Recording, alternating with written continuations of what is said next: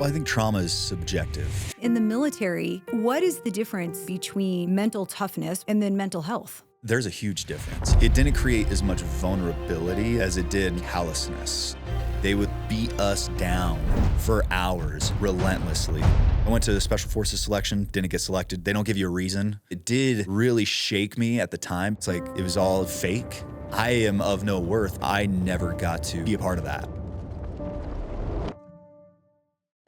Very few people actually truly understand what being neurodivergent really means. These are the things that we're going to discuss to help you get answers that you're looking for.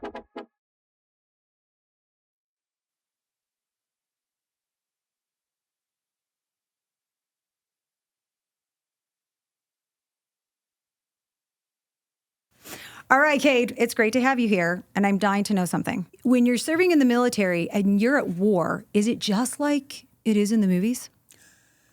Depends on the movie. If it's written and directed by Michael Bay, absolutely not. If it's written and directed by anybody else. Mel Gibson? Yeah, absolutely not. Oh, dang it. You just ruined my day, Cade. It's just so hard to capture the mundane and the tedious aspects that go into even the most high-speed combat deployment. Most of my time spent was training, and I got to do some cool stuff in that training capacity, but ultimately it only resulted in one real combat mission. Like in all of my 5 years in the military, there was only one actual like boots on the ground, we left the wire, we're doing this for real mission. Well, yeah, I'm back up just a little bit. I want to hear the whole story, but tell the audience the branch that you served in, what you did. Yeah, so who you are. I'm what used to be a typical white guy from the suburbs. I'm a little bit more abstract nowadays, but 20, 30 years ago, I would have been a pretty normal dude. Eagle Scout, served a church mission. As soon as I got home from my mission, I ended up going into the military, something that I was pretty certain of from the time I was like 14. I knew I wanted to be a commando in some capacity and just ran with it from there and went totally blind. No one else in my family had served before, so I was kind of the first. Yeah. The genesis of that, my dad had been in law enforcement. I mean, I am a common story of failure in the military. Of failure? Yeah. What do you mean? So when I enlisted in the military, I went through this program called the 18 X-ray pipeline. It's very similar to the Navy BUDS, where you go from infantry basic training straight to airborne school, straight to special forces assessments. I was 21 when I went. So I was super young. Like you literally have to be at least 21 to even be considered to go to selection. I was like 18 X-ray or bust, bro. And they're like, oh, I don't think we can get that for you. And I was like, cool, call me when you can. And the next day they called me back and they're like, hey, yeah, we have a slot for you. When can you leave? I'm and like, that's how it's done. That's how it's, yeah, the art of the deal. Nice. So yeah, I went through the program and it was such a huge adjustment because I had just come from serving a church mission where I'm like, I'm on point spiritually, right? I am like just on a spiritual high, super holy. Like I was on my game out there. And then I come home into a weird transition, having to move back home and find a job, but I can't find a job for too long because I got to leave in a few weeks. And then all of a sudden I'm thrust into this world where I am lower than pond scum, right? I had gone from being like this leader in the mission field. I was training like about 40 different missionaries every week. And I was also working with the local community and ecclesiastical authorities on, putting together events, coordinating efforts, all these different things across 2 different states, so Oregon and Idaho. And then 6 weeks later, I am pushing my face into the dirt, right? Just being treated like a criminal because, I mean, it's weird because they do kind of train you to be somewhat criminal. But, yeah, like all of a sudden I went from this place from where the rules help you out to you better break the rules and not get caught. Well, it's interesting when you said like a criminal. What do you think civilian society doesn't really understand about 18-year-old or even 21-year-old boys really entering the military? They're stupid.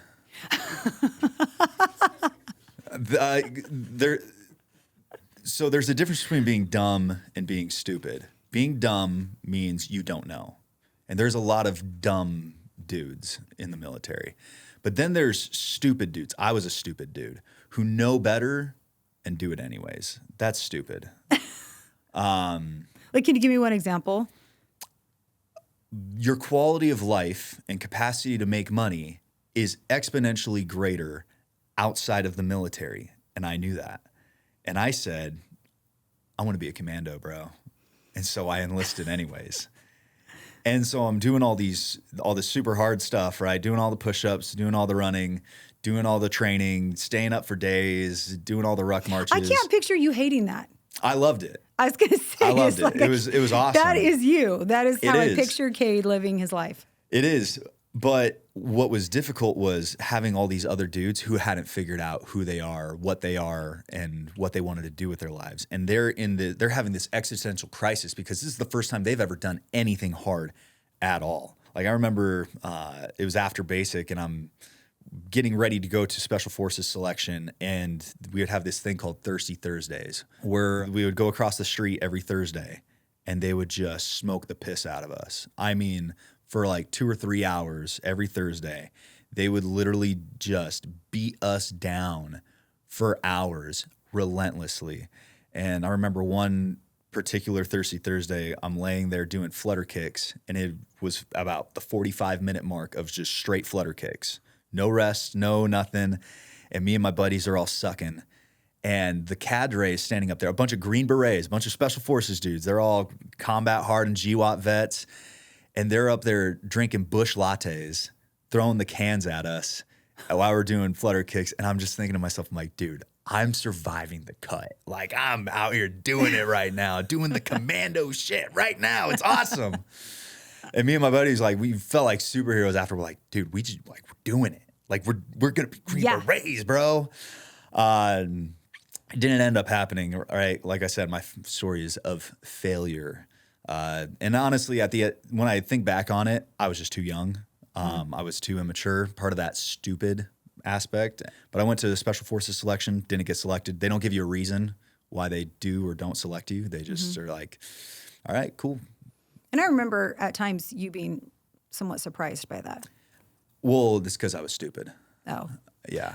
I was 21 and I was like, I'm going to be this high-speed commando dude in the Green Berets. But it did really shake me at the time because I had predicated my entire professional life to that moment to be that one thing. Be a Green Beret. And then all of a sudden they're like, actually, we don't want you. Good job, though. Like, bro, what? So I didn't let that faze me, though. I went back about a month later. They let me go back a month later. And they said the same thing. At the time, I could run with a 60-pound rucksack. I could run 3 miles straight without stopping. Wow. Just crushing it, right? That is not a goal that I have.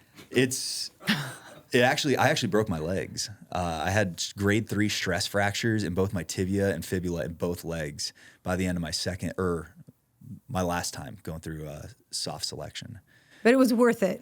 No. Oh. Well, I mean, as far as mental fortitude, intestinal fortitude, it was worth it. I was like, I can ruck 20 miles with broken legs because I did it. Wow. But they told me, hey, have you tried Special Forces? You should go there. You're not a good fit for us, but you should go to SF. You might want to try that. But by that time, they were like, nah, you can't come back. Give it 2 years, 3 years, and then try your hand again. And I ended up in the 82nd Airborne, which surprisingly ended up being the best career path at that time for me. But it was definitely difficult having to have my soul crushed, right? Because, again, my entire professional mindset, everything was to be this one thing. Right, to get a little goofy green hat and wear a tab that said Special Forces on it, and then they're like, "No thanks." Yeah. But good luck with whatever you do, whatever that is. So one of the things that I want to talk about today is trauma, and so we'll get there. But on that topic, do you feel that you experienced any kind of trauma, even if it's a little trauma, by having that happen repeatedly and not get your dream come true? Probably. But I don't know. It was less. It didn't create as much vulnerability as it did more like callousness. That was kind of the response that I found myself having. What do you feel like the difference is? Well, like with vulnerability, right? It's soft and squishy and it hurts. With callousness, it's tough and rough, and it is meant to keep you from hurting. Right?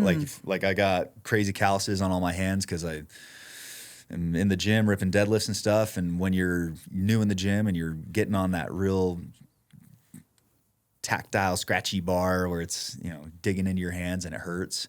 And now it's like, I don't even feel it. I hate that feeling. But this is interesting though, because then in the military, what is the difference, in your opinion, between mental toughness, which is what I think you're talking about, and then mental health? There's a huge difference. Do you ever just feel stuck? You know exactly what you need to do, but for some reason, you're just not able to get started? I've been there. So I'm sharing a simple ADHD framework called Nick Up that helps get your brain moving again. Watch the free training at jhericelt.com or click the link in the description. Now, let's get back to the show. I think between mental toughness and mental health, and specifically in the military, right? These young men, because they're not all responding the way that you are either. They're all mentally tough. Like anybody who's going through basic training is to a degree mentally tough. Okay. There is a huge scope as to what mentally tough consists of. When I was going through that pipeline, right, there were NFL players. Like there was a dude who I recognized. I was like, don't you play football for the Kansas City Chiefs? He's like, yeah, I quit though. And now I'm here. The money wasn't worth it, which I thought was surprising. He's like, I just wanted to do something else. And he quit day one. Like dude Day was one? Day one. Wow. Quit day one. Former linebacker for the Chiefs. And we're like, dude, don't you like make a ton of money in the NFL? He's like, nah, dude. Like you get paid to play. I wasn't getting played, so I wasn't getting paid. Came out here to do this. Well, and he probably watched Rambo as a kid too. Probably, but he, it was crazy because he was a phenom, like a top physical performer. And then day one just fell apart. And then you have these little skinny kids coming out of like West Virginia who probably got beat by an alcoholic parent their whole life, and then they just show up and just steamroll the whole thing. You're like, hey, little kid, put on a 100-pound backpack and walk, and they're like, all right, fine, whatever, I don't care. But again, that kind of goes back to like that traumatic scarring, and it's interesting. A lot of the dudes that do well in those environments are coming from places of pain. Like they have a lot of unresolved issues, and it usually comes up later down the line. From your perspective, how do you see trauma showing up in the military? Vices.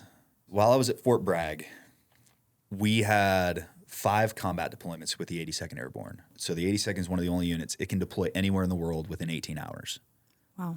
And so there's people on standby. Like there's entire battalions, 2-hour recall. You can't go anywhere to where you can't be back at the company within 45 minutes. So these GRF deployments, we had one to Afghanistan. That was the Kabul withdrawal.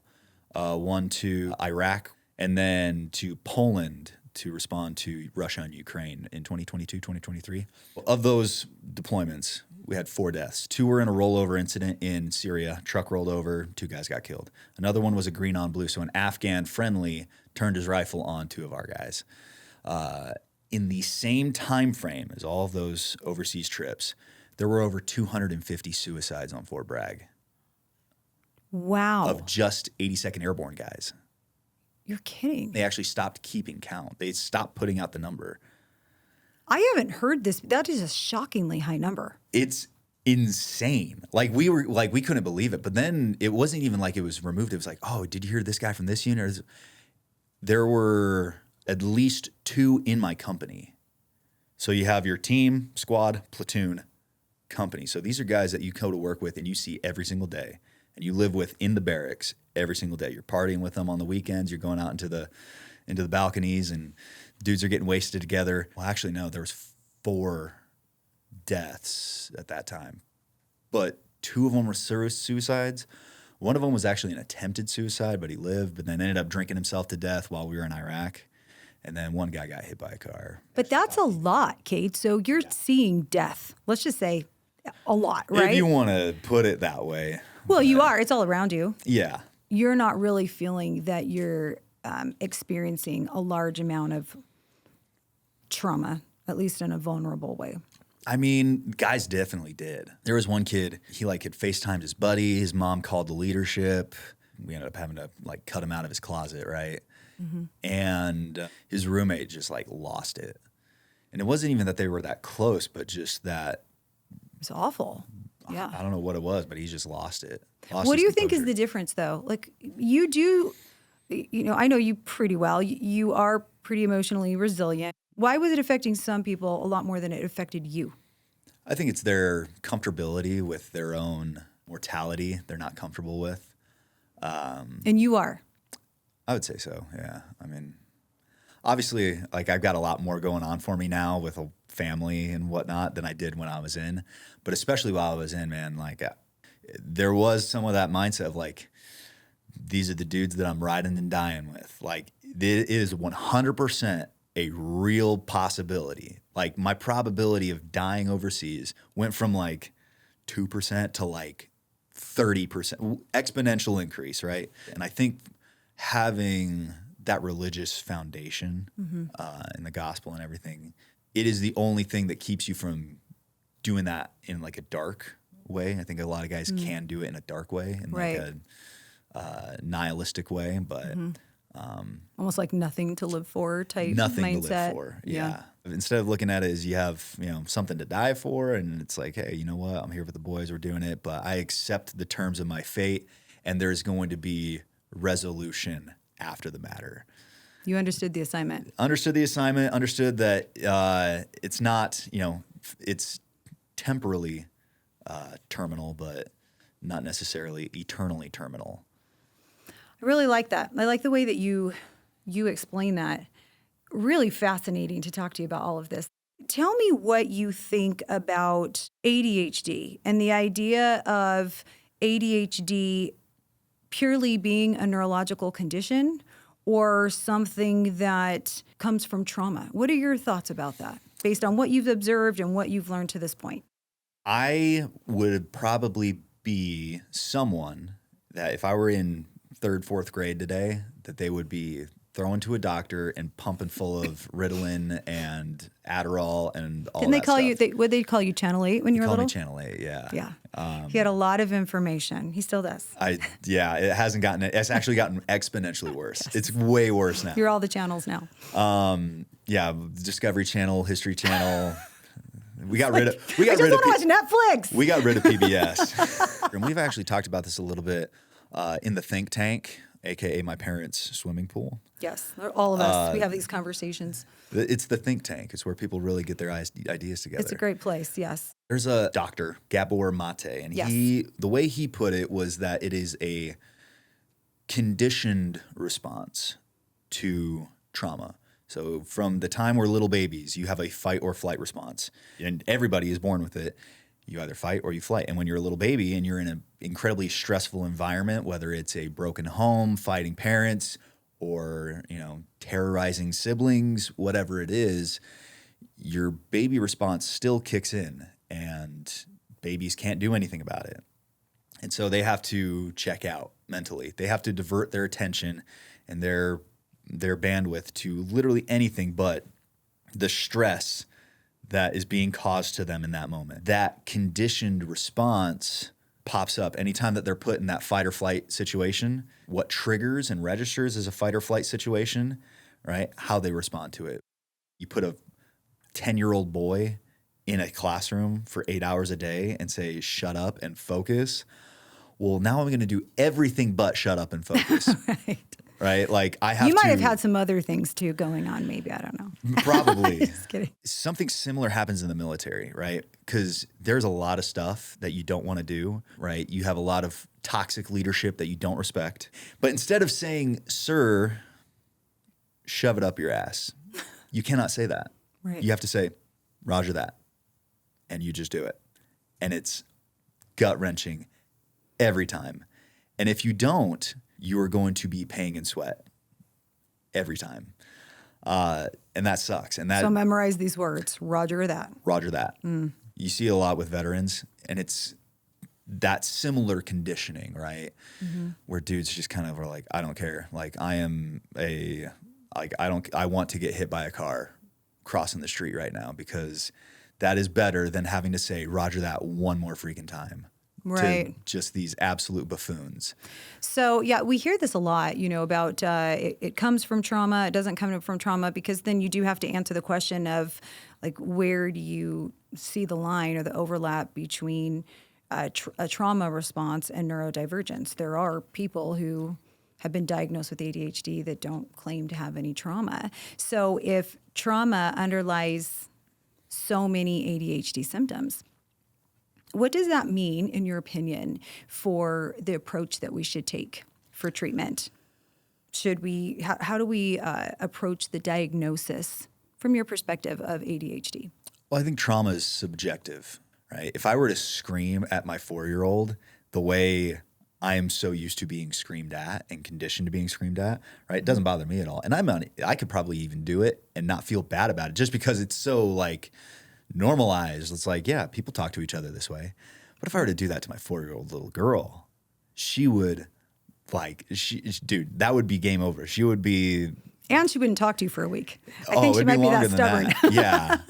But it would be a Yes. significant emotional event for Right. for her. Women are going to respond differently to emotional factors, physical factors, especially in childhood. Whereas boys build the man up, kill that little boy, which is kind of a hard way to put it, but I mean it's true. It's like, dude, all these guys out here, they're like, oh, I have ADHD, I can't focus, I can't do this. It's like that's because nobody ever kicked you in the ass and told you to get it together. Similarly, this last week, everybody in my family, right? All of my siblings, all the spouses, all the kids, and my parents all got this weird 24-hour bug. Everyone got sick except for me, right? It's the same Even strand. I got it. Even you got By it. coming to the think tank. Yeah. Yes. Everybody got it. I did not get it. But Wait, hold on. Are you leading? Is this going down the path of like, you're better than us? Where are we going? I think I would prefer the term superior. I knew it was coming.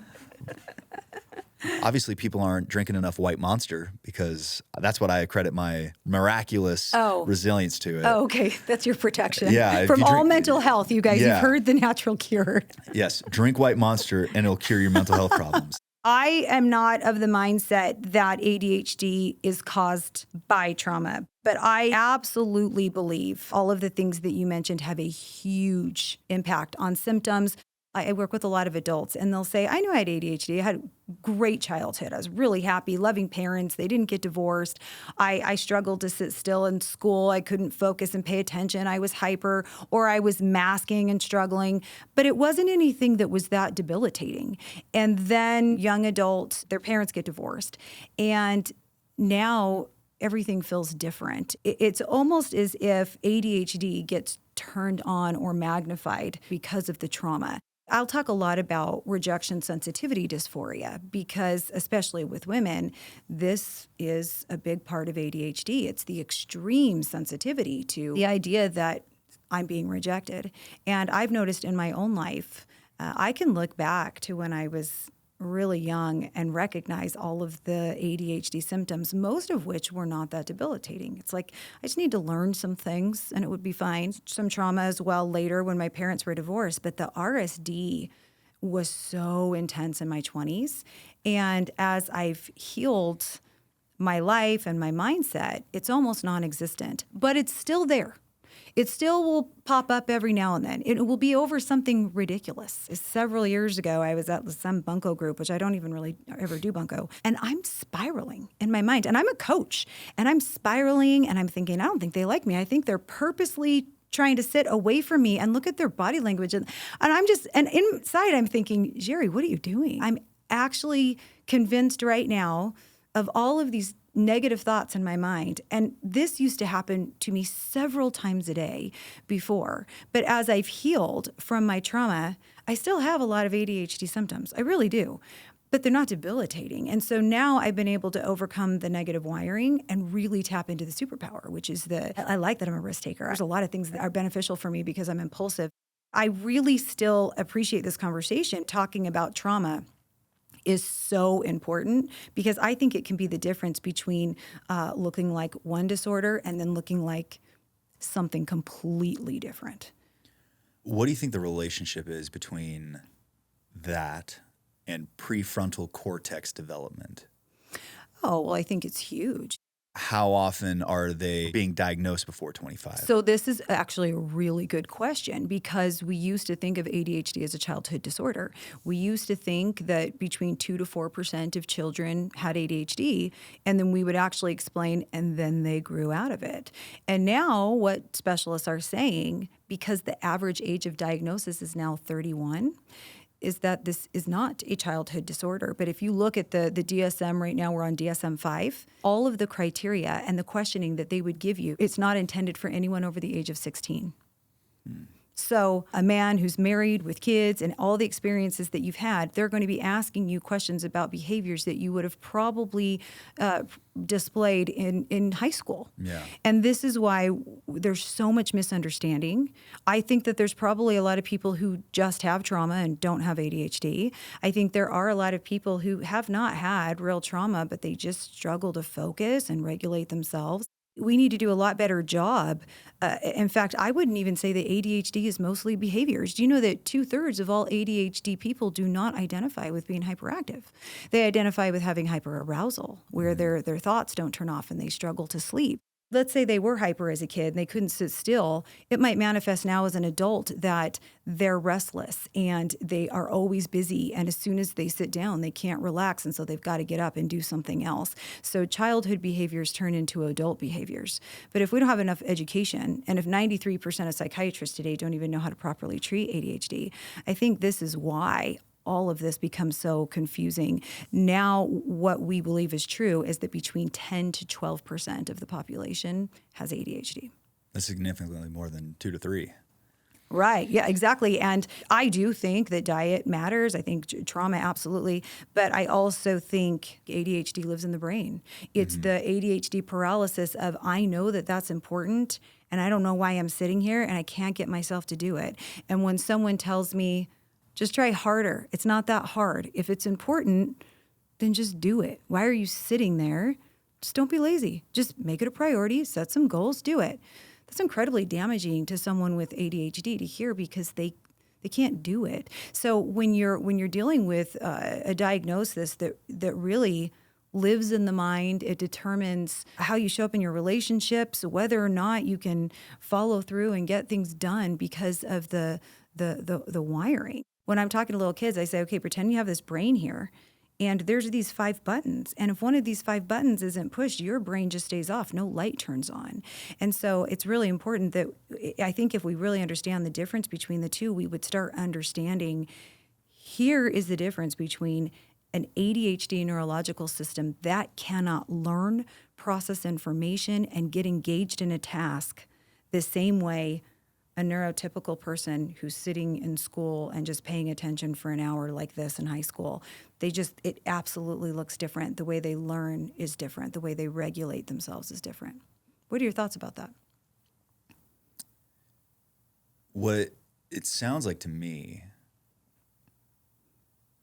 it seems like there would be a relationship between prefrontal cortex development and how those neural pathways and neuroplasticity is developed. And trauma has a profound relationship with that they're just now discovering and kind of tapping into with PTSD.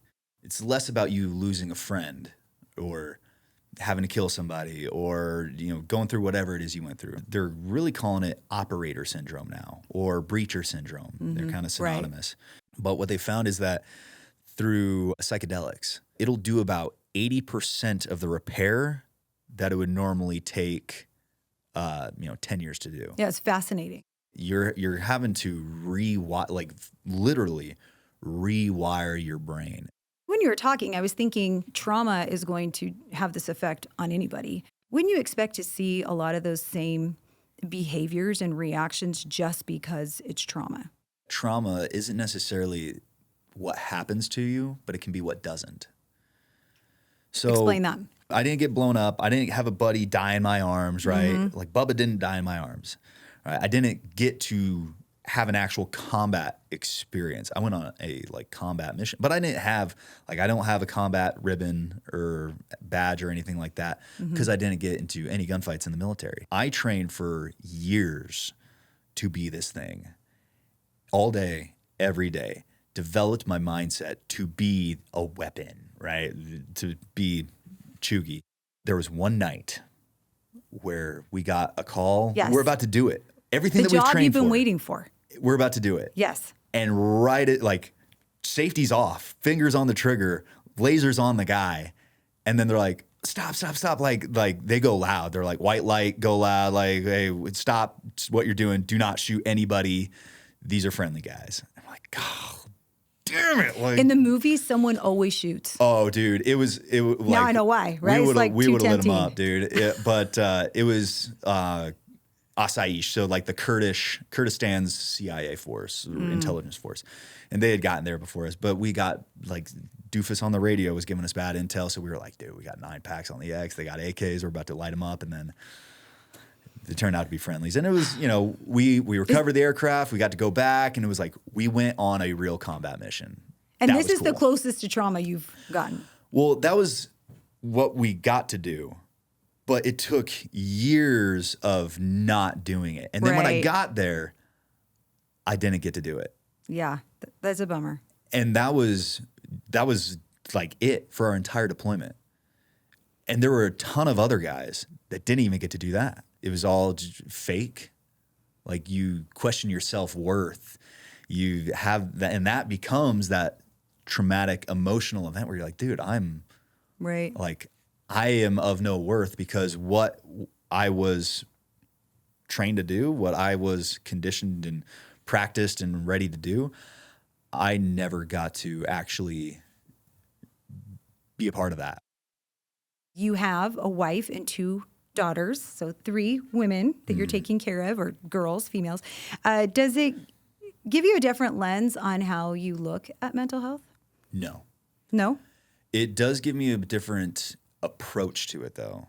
I think one of the things that has helped me out is naming is taming, right? One of the tools that I use for emotional stability, for pain, for whatever it is, positive or negative, is I rank it on a scale of 1 to 10. Any emotion you can think of, I'm going to rank it on a scale of 1 to 10, and every number in there is going to have a word, right? If I'm pissed, I'm a 7. If I'm ticked, I'm a 3, right? There's different words. If I'm jubilant, I'm an 8. If I'm happy, I'm a 5 on that scale, right? And you can be multiple things at once. What would you say to someone who their emotions feel as though they're out of control and run them, and they've never been taught how to not only name them, but always identify exactly what the triggers are? It's kind of this thing that's going on inside that feels like it's controlling them. They're not controlling it. What would you say to someone like that, who is definitely not naming their emotions, but not even really understanding how to gain any kind of control or even understand where they're coming from? You start small, right? If you have absolutely 0 control, all you have to do is identify positive or negative. Is this positive? Am I feeling positive right now? Is this a positive emotion? Okay, what caused that? I'm having a negative emotion. What caused that? Okay, where am I? And then you just start grading it out. You start developing it. And then when you have kind of that baseline of like, okay, I know what a 10 is, I know what a 1 is, let's put it together, right? What's a 10, what's a 1? What's a 5? What's a 6? And I think that's like, especially, I was thinking, oh, ADHDers are so bad at math. This is going to get so confusing. Yeah, probably.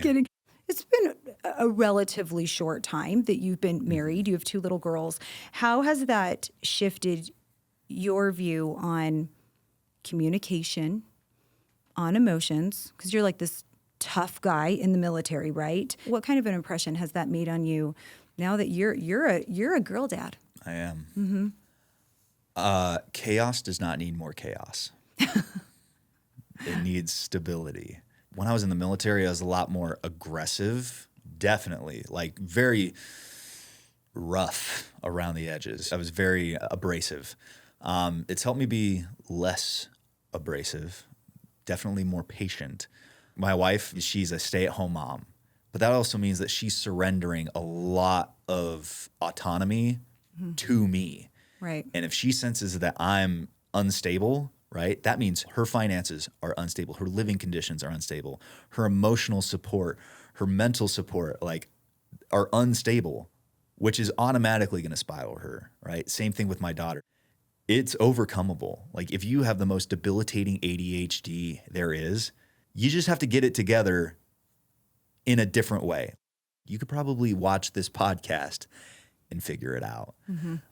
You really are an adorable dad to these little girls. You're still Cade everywhere else, but softer around the edges, all around just really good guy. And I definitely appreciate your service and also you willing to come here and talk about these things and just give your perspective, an outside perspective, because I'm talking about these kinds of things all the time with people who have ADHD and are suffering with ADHD and trying to figure out how to treat their ADHD. And it's so nice to talk about it from a different lens, especially talk about men, because I really don't think we talk about men's mental health enough and what we can be doing to help them, whether it's trauma or ADHD. So thank you. I've learned a lot from you today, and I appreciate the conversation. It was great. Likewise.